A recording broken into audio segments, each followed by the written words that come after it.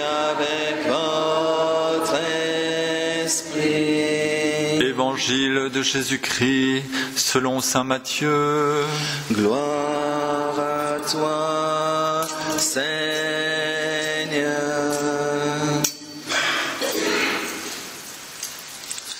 Jésus parlait à ses disciples de sa venue. L'avènement du Fils de l'homme ressemblera à ce qui s'est passé à l'époque de Noé. À cette époque, avant le déluge, on mangeait, on buvait, on se mariait, jusqu'au jour où Noé entra dans l'arche. Les gens ne se sont doutés de rien, jusqu'au déluge qui les a tous engloutis. Tel sera aussi l'avènement du Fils de l'homme. 2 hommes seront au champ, l'un est pris, l'autre laissé. 2 femmes seront au moulin, l'une est prise, l'autre laissée. Veillez donc, car vous ne connaissez pas le jour où votre Seigneur viendra. Vous le savez bien, si le maître de maison avait su à quelle heure de la nuit le voleur viendrait, il aurait veillé et n'aurait pas laissé percer le mur de sa maison. Tenez-vous donc prêts, vous aussi, car c'est à l'heure où vous n'y penserez pas que le Fils de l'homme viendra. Acclamons la parole de Dieu. Alléluia, Alléluia, Alléluia.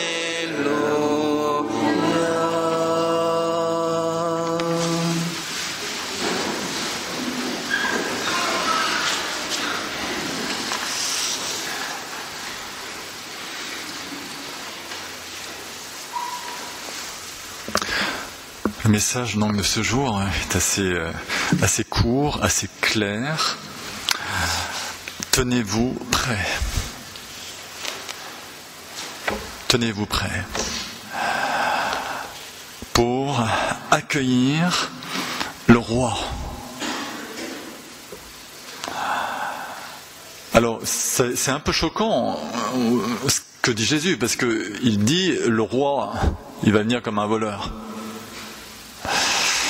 Bon.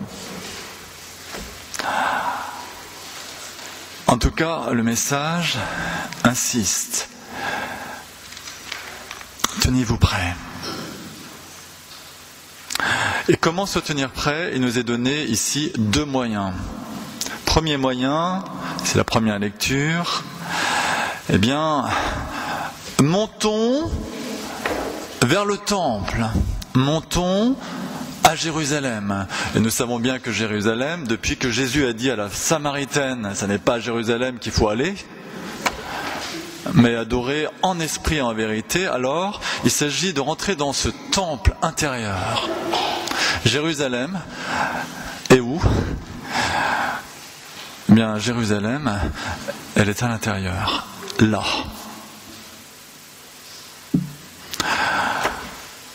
Alors, comme le commente saint Jean de la Croix, nous vivons dans les parvis du temple. Les parvis, il y a du bruit, mais nous ne vivons pas vraiment dans le Saint des Saints.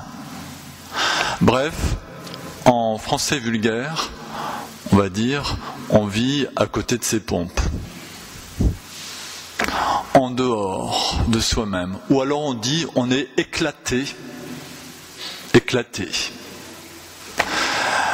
Nous avons besoin, en ce temps de l'Avent, de revenir dans cette intériorité. Et pour cela, faire silence. Silence, c'est-à-dire arrêter. Arrêtons, quoi? D'accord, on va arrêter les bruits excessifs.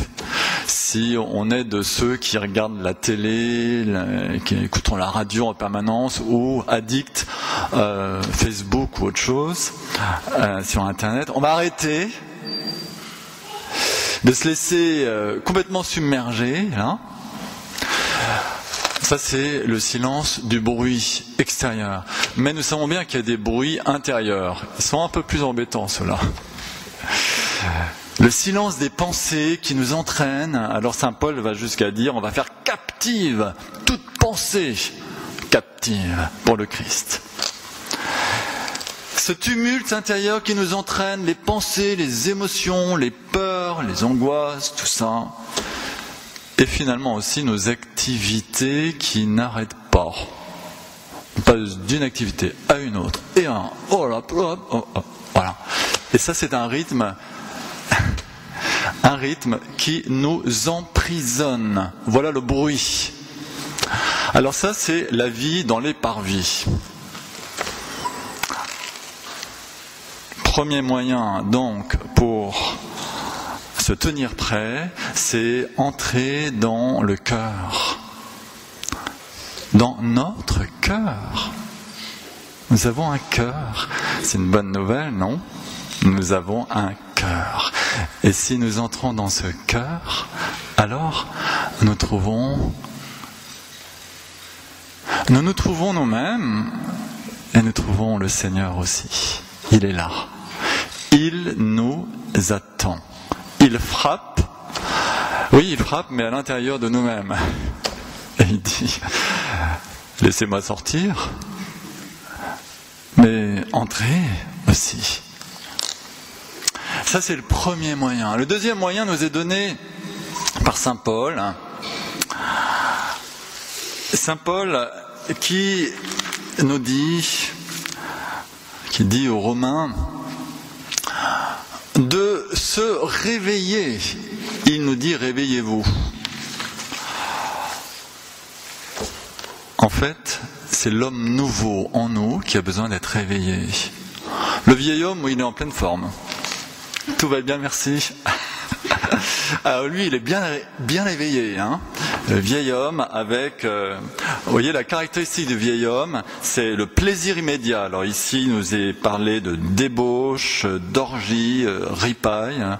Je ne sais pas si c'est votre truc. Enfin... Peut-être pas jusque-là quand même, hein. Peut-être pas jusque-là.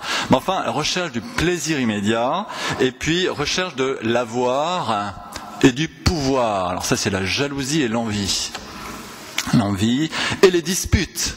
C'est ce qui nous est cité ici, c'est l'activité du vieil homme en nous, et ça peut nous déborder, en effet. Voilà. Ce qui nous est dit ici, sortir de notre sommeil. Nous ne sommes pas notre vieil homme. C'est une bonne nouvelle, non ? Je ne suis pas mon péché. Tu n'es pas ton péché. Tu es cet homme nouveau qui sommeille peut-être. Le langage de l'homme nouveau, c'est le langage de la vérité et de l'amour. Et ça, c'est en nous. C'est en toi. Sortons de notre sommeil.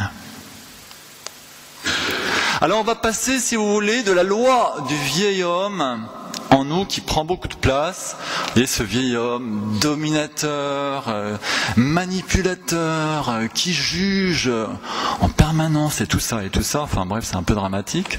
On va passer de cette loi-là à la loi de l'homme nouveau, qui est inscrite dans nos cœurs. Sortir de notre sommeil. L'homme nouveau a besoin de se réveiller. Oui, en revêtant le Christ.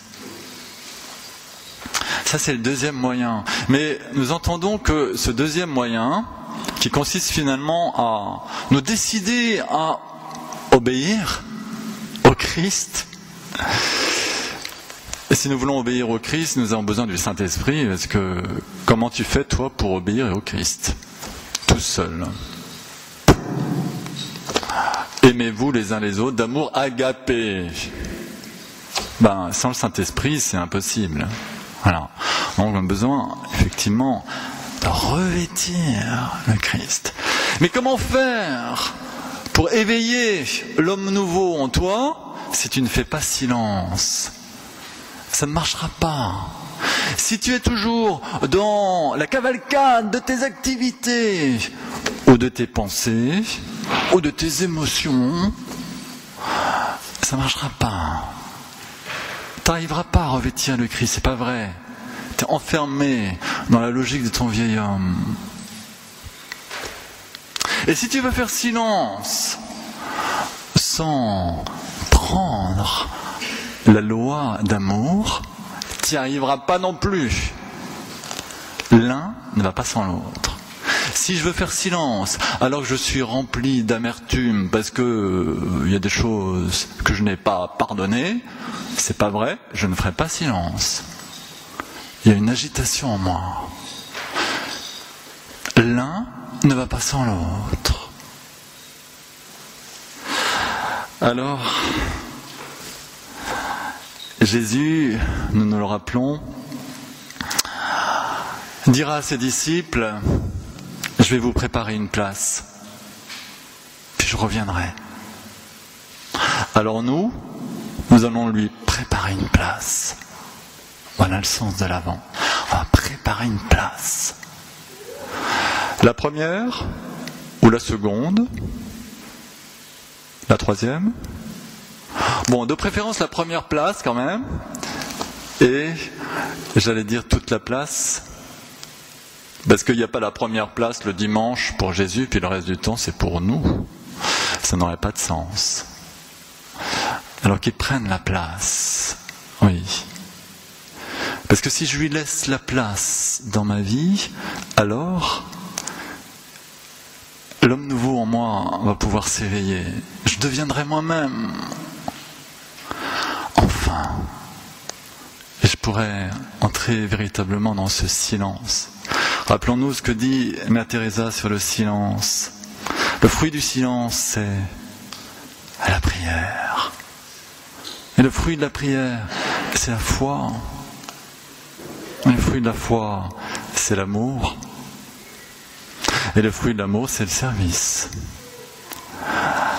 Voilà.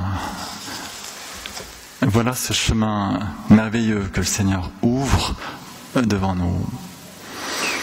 Alors demandons à la Vierge Marie qu'elle nous entraîne dans ce silence intérieur et dans cette obéissance amoureuse des enfants de Dieu. Oui, nous voulons recevoir de la Vierge l'art de l'écoute intérieure, l'art de l'amour véritable.